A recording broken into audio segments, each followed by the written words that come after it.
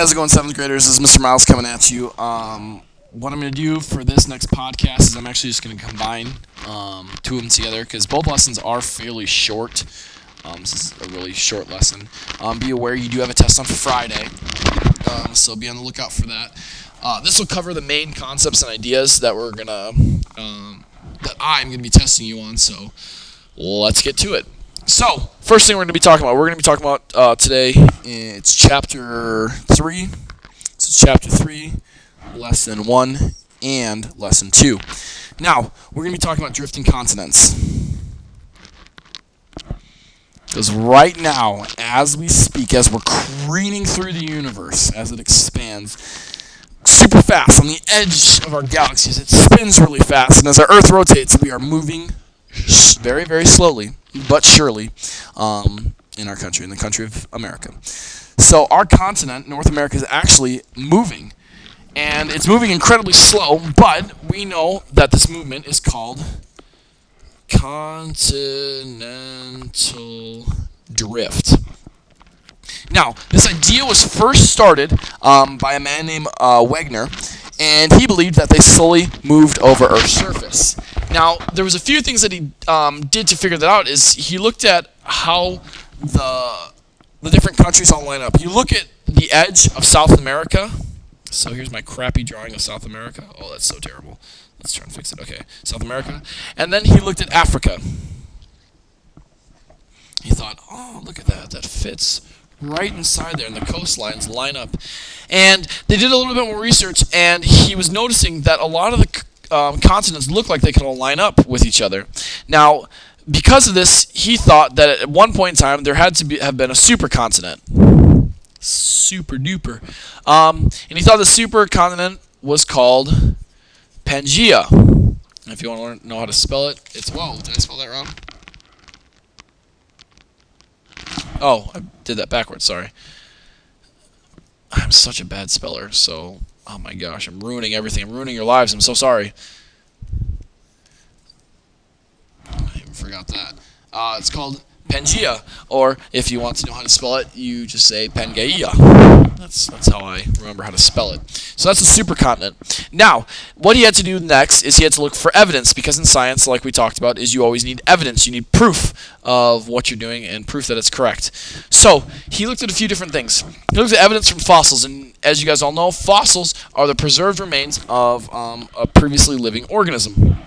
So he looked at fossils, and he noticed that he was seeing some fossils in South America that was also in South Africa. Cute, huh?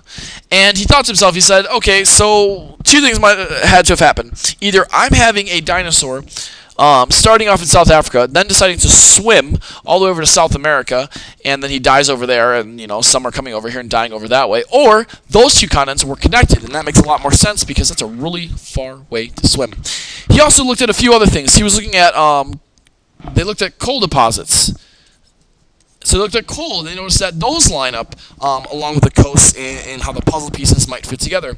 He also looked at the glaciers, and he noticed that you had glacier deposits and evidence of glaciers with these rifts and these cuts into the earth that they make, and he noticed that those lined up. He was also looking at the type of fossils in not only animals but also in plants that were also found, and he also noticed that there were certain mountain ranges that actually lined up when they were put together.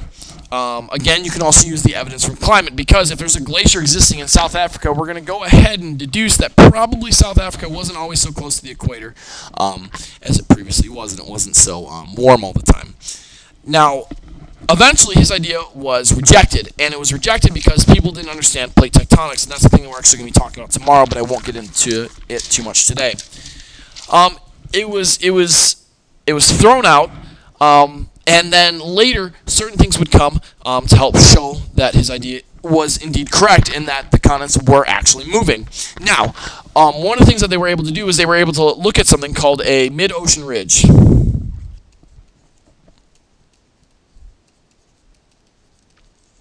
And what a mid-ocean ridge is it just looks like a mountain. I don't know what the abbreviation for mountain is, so let's go MT. Mountain under the water. So they're using sonar, and they're able to map these underwater mountains, because remember, you get down deep enough, you're going to get tons and tons and tons and tons and tons and tons of pressure. So we can't go down there and actually go, hey, look at that mountain. But they can use sonar and use that to map out the mountains that are underwater. And they're looking at it, and they kind of had a structure like this. Almost like these folds. And when we go inside the middle of those folds, we find red hot magma. Now, they look and they notice that the magma is coming out, and this magma is forming new rock. So, closer to the magma source would be the new rock, and further away would be the old rock. Now, there's a few ways that they're able to tell that this is taking place, that this is the new rock and this is the old rock, and it's kind of pushing it out, is they can look at ocean material. So if you're looking at page 82, you see they have the 3 boxes on the bottom left, and it says evidence from ocean material, and they have that pillar rock because as the lava comes out and it cools quickly, it's not going to crystallize, and so they can look and see where the rock is that's cooling quickly, actually to prove that the rock is actually coming from that magma source. They can also look at magnetic strips because as it comes out, it's going to line up according to polarity, because remember we said that the Earth is magnetic, and so the rocks are going to line up in a certain fashion, so the rocks on this side are going to match the rocks on this side, and so on and so forth, because as they come out. Now, they can also look at drilling samples. They can actually just go down, if it's not too deep, and they can take some of the rock and take it from the other side and check the dates on both of them to see if they're both about the same age, and that's how they're able to see this. Now, this process of this new rock coming up from the magma and being pushed out, and then this is becoming the old rock, we call this sea floor spreading.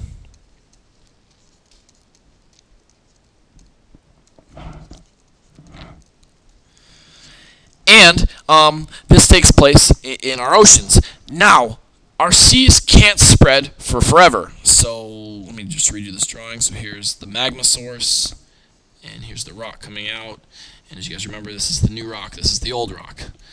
So as it gets pushed out, eventually it's going to run into another landmass. It's going to run into, it's going to run into America. So it runs into America. Well, this rock is older. It's also cooler. Because remember, it came from this magma source, and as time went on, it cooled off. So what do we know about older, cooler objects? They have more density. So, because it has more density, does it want to rise or does it want to drop? Correct answer is it wants to drop. It wants to go below. So, as it pushes out, it will eventually get here and it will plunge below. This is where you get your deep sea trenches.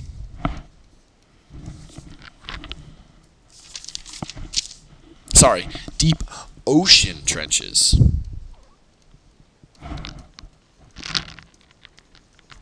This is where you get your deep ocean trenches, because as this goes down, it makes this big deep trench where these two are meeting, and it goes down. And now here's the cool thing: as it goes down, it's going to get more pressure on it, and as we know, as you go deeper, you're going to get more pressure, which leads to more heat. And as it gets more heat, it wants to come back up, and then it's going to rise, and it's going to recycle. And it actually goes through a rock cycle over hundreds of millions of years. This, so 250 million years from now, like this, what is up here will eventually be all the way down there, and then it will recycle itself. And that's how the seafloor spreading and these deep ocean trenches lead to an actual rock cycle that's happening right here. And what we do is we call this process where it's actually going below because of the density. It's older and cooler. We call this subduction. And you remember, I said the way that you can remember it is you get rid of that. So you remember subduction. And so you think of it older and cooler. Guys are usually older. When they get married, they're also a little bit cooler. We're a little bit cool. Cool hand Luke, like, I don't care if there's a puppy there. I'm awesome. And so we actually have to bow down to our wives. And so this would actually be our wives, and we have to go down. When you propose, you go down on one knee, and you hold the wife higher. And so you think of seduction, and you just throw that B in there, and it's subduction. So I don't know. I don't know if your minds can work in the crazy ways that mine do. Hopefully it can, and you will remember that word for the test. And so that was kind of a brief thing of everything that we went over thus far. Again, it's not too in-depth, but because we are getting ready to do it on Friday so we can move on into other topics soon. We'll be talking about earthquakes and volcanoes. Those are super fun. I would recommend going through notes, making sure you're reviewing those, and reading the chapters. Now tomorrow we will talk about plate tectonics. It'll be a really fun thing to talk about those, but there are a lot of vocab words and different plate tectonics movements that are going to go with that, so make sure you study that really good. So again, if you have any questions or comments, feel free to email me, but until next time, I will talk to you later.